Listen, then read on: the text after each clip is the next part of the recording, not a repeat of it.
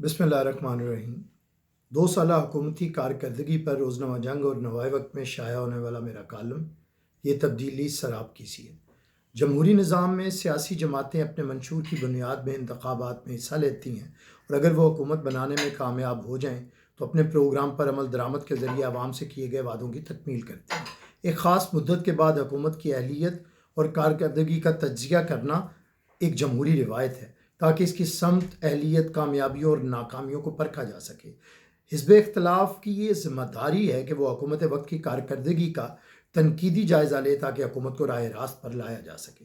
ہر ملک و قوم کے مقاصد اور اہداف مختلف ہو سکتے ہیں، مگر بے روزگاری میں کمی، ضروری اشیاء کی ارزاں نرخ پر دستیابی، مستحکم معاشی ترقی، قومی سالمیت، امن و امان میں بہتری قوموں کی ترقی کے لیے ضروری سمجھے جاتے ہیں۔ تحریک انصاف کی حکومت کو اقتدار سنبھالے ہوئے 2 سال کا عرصہ ہو چکا ہے۔ اپنی آئینی مدت کا نصف عرصہ مکمل کرنے کے بعد اب عمران نیازی اور ان کی حکومت کے وعدوں اور کارکردگی کا موازنہ کرنا ایک جمہوری روایت کا حصہ ہے۔ حکومت میں آنے سے قبل عمران خان صاحب تمام حکومتوں پر بد لحاظ تنقید کو اپنا فرض منصبی سمجھتے تھے اور دعویٰ کرتے تھے کہ انہیں حکومت ملے گی تو وہ 100 دن میں ملک کو دلدل سے نکال دیں گے۔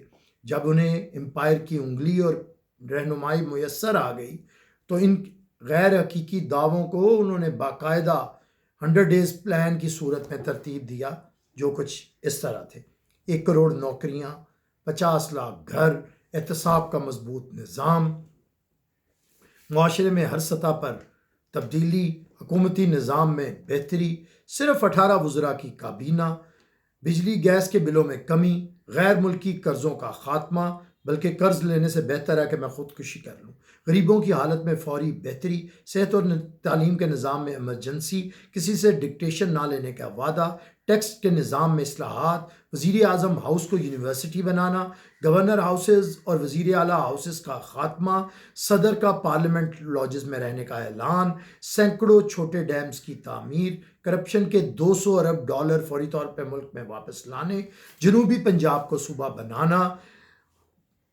پیٹرول پر جگہ ٹیکس ختم کرنا، عدل کے نظام، پولیس، بیوروکریسی اور دوسری ادارہ جاتی اصلاحات لے کر آنا اور اداروں کو بہترین ٹیم کے ذریعے منافع بخش بنا کرنا اور سبز پاسپورٹ کو عزت دینا وغیرہ وغیرہ وغیرہ۔ تدبر کا تقاضا ہے کہ پہلے تولو اور پھر بولو۔ اگر آپ کے وعدے سراب ثابت ہوں تو پھر کوئی جواز نہیں رہتا کہ آپ اقتدار کے ساتھ چپکے رہیں۔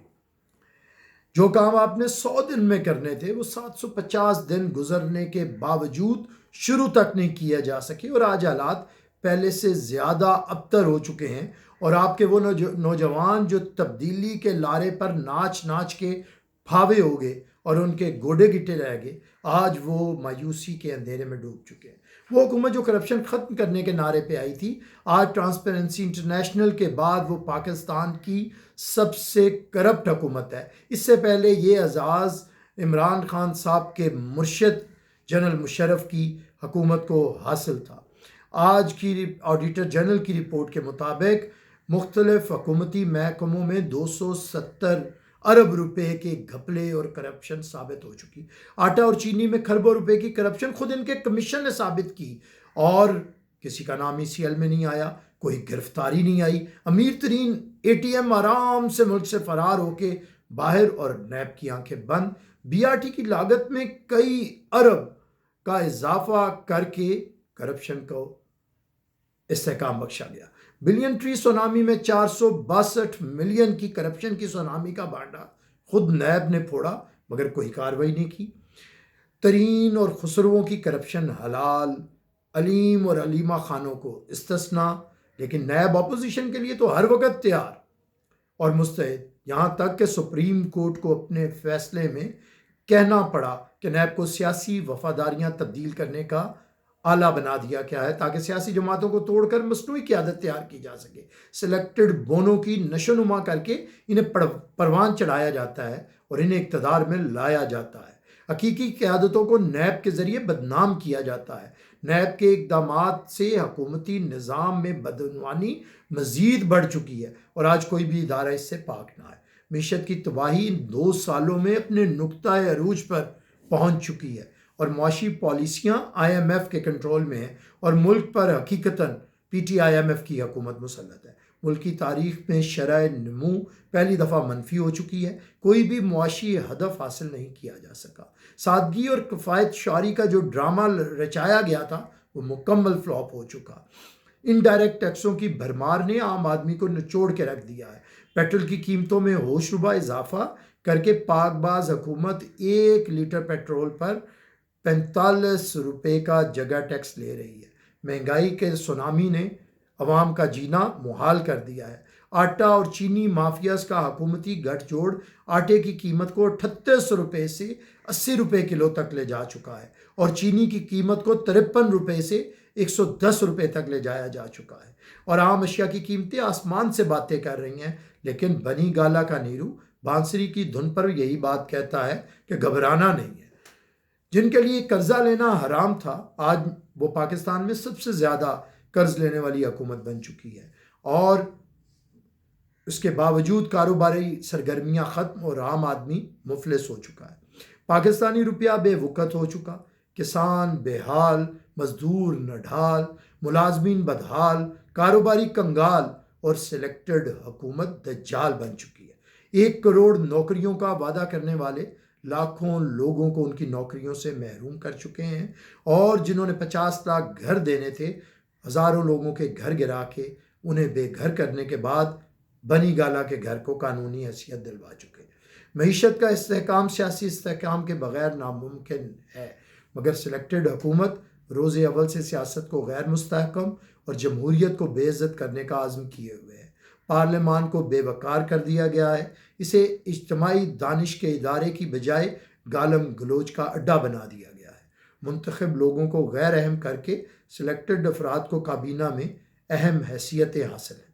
خارجہ محاذ پر مودی کی دعا گو حکومت کشمیر کا سودا کر چکی اور اب ٹویٹو سلطان بن کے کشمیر کا مقدمہ لڑنے کا ڈرامہ کر رہی ہے۔ وزیر خارجہ ملکہ جذبات بن کر فقط آواز کے اتار چڑھاؤ کے ذریعے عوام کے جذبات کا منہ چڑھا رہے ہیں۔ سبز پاسپورٹ کو عزت دینے کا وعدہ کرنے والے پاکستان کی قومی ایئر لائن کو بے وقار کر چکے، اور آج پاکستان کی قومی ایئر لائن کسی ملک میں داخل نہیں ہو سکتی۔ آج بھی پچھلی حکومتوں کا رونا دھونا رویا جا رہا ہے۔ کیا جناح صاحب کو ملنے والا پاکستان بڑا مستحکم تھا؟ مگر قائد اعظم نے قوم کو حوصلہ دیا۔ اسی طرح شہید بھٹو کو شکست خوردہ قوم اور ٹوٹا ہوا پاکستان ملا، مگر انہوں نے حالات کا رونا رونے کی بجائے ملک کو اندرونی اور بیرونی طور پہ مستحکم کر کے عالم اسلام کی قیادت کے لیے تیار کیا۔ لیکن آج مسخروں کی حکومت ہر محاذ پر ناکام اور نامراد ہے، اور بہانہ ناچ نہ جانے آنگن ٹیڑھا۔ آپ نااہل، نالائق اور ناتجربہ کار ثابت ہو چکے۔ کم از کم جس فیلڈ میں آپ کا تجربہ رہا اور جس کی کہانیاں 92 کا ورلڈ کپ آپ ہمیں سنایا کرتے تھے، کم از کم کرکٹ کے میدان میں ہی کوئی بہتری لے آتے۔ جھوٹ کا نتیجہ عدم کارکردگی بلکہ بدترین نااہلی کی صورت میں سامنے آ چکا ہے۔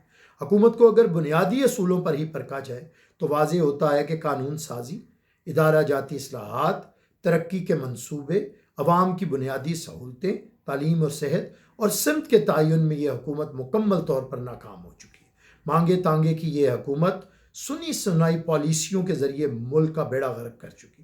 آج اگر ایک لفظ میں احاطہ کرنا ہو تو یہ ایک نااہل حکومت ہے۔ چیئرمین بلاول بھٹو نے اس حکومت کو پہلے دن سلیکٹڈ کا نام دیا، جس پہ خان صاحب بھی داد دیے بغیر نہ رہ سکے۔